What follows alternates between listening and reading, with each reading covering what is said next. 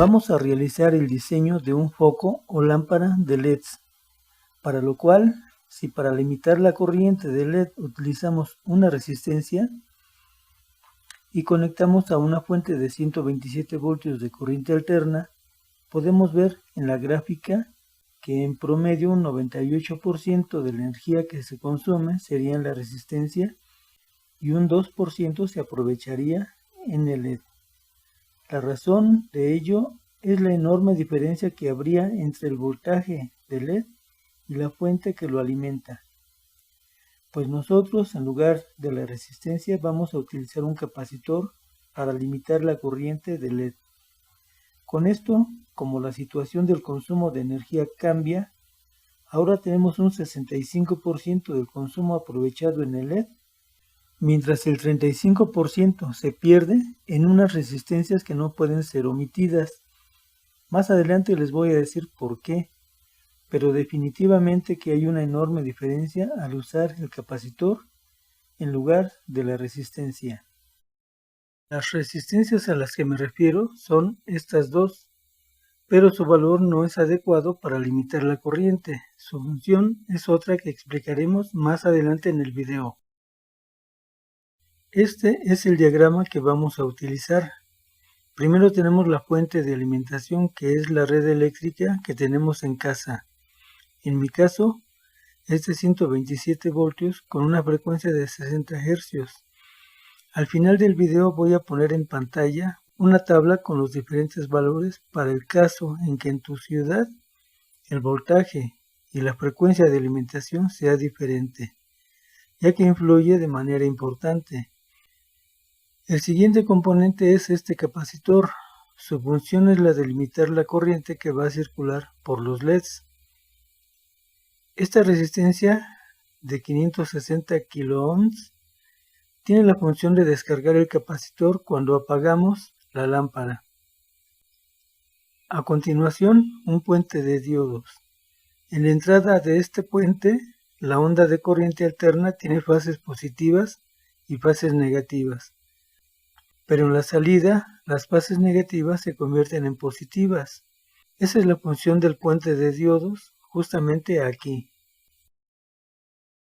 Estas dos resistencias tienen una función muy importante, que es la siguiente. Cuando un capacitor se encuentra descargado, como es al momento de encender la lámpara, por una fracción de segundo se comporta como un conductor. Entonces, si analizamos el funcionamiento del circuito usando un capacitor limitador de corriente, sucede lo siguiente. La onda de corriente alterna tiene rampas de subida y también las tiene de bajada. Vamos a suponer que encendemos el foco en el momento del inicio de la rampa. Resulta un buen momento, pues el capacitor se va a cargar desde cero. Si en cambio, al momento de conectar el foco es a la mitad de la rampa, vamos a tener una descarga que llegará hasta los diodos LEDs. Y en el peor de los casos, si se conecta en la cima de la rampa, la descarga en los LEDs es mayor. Y esa es la función de estas resistencias, ayudar a que este pico de corriente no dañe los LEDs. No digo que no les llegue ningún pico al momento de conectar la corriente, solo que los LEDs pueden soportar por un instante un pico de corriente no muy grande. Y esa es la función de estas resistencias, contribuir a que no sea excesivo. Ahora, estos son los LEDs que voy a conectar. 8 LEDs de montaje de superficie conectados en serie. Vemos que tiene 4 resistencias previamente instaladas. En el simulador van a aparecer como esta resistencia. Y para que sea el valor correcto, vemos el valor que tiene grabado cada una de las resistencias y es el número 750. Para las personas que no saben leer los códigos de estas resistencias de montaje de superficie, los primeros dos números son de valor significativo y el tercer número es el multiplicador o número de ceros.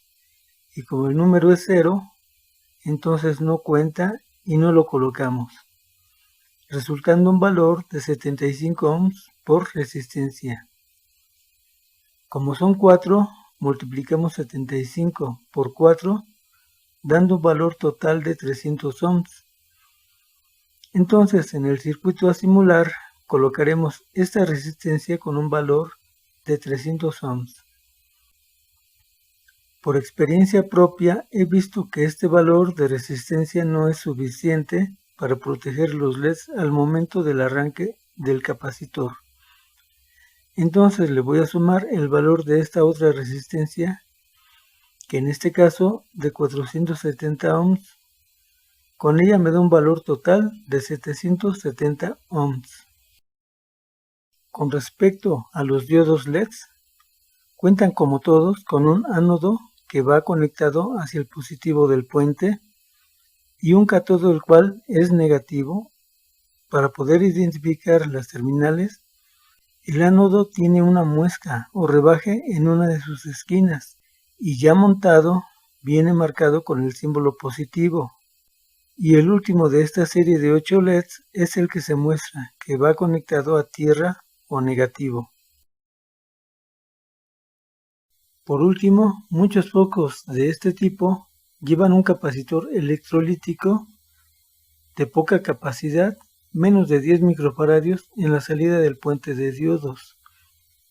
Muchas de estas lámparas, cuando fallan, al momento de abrirlas, vemos como este capacitor estalló.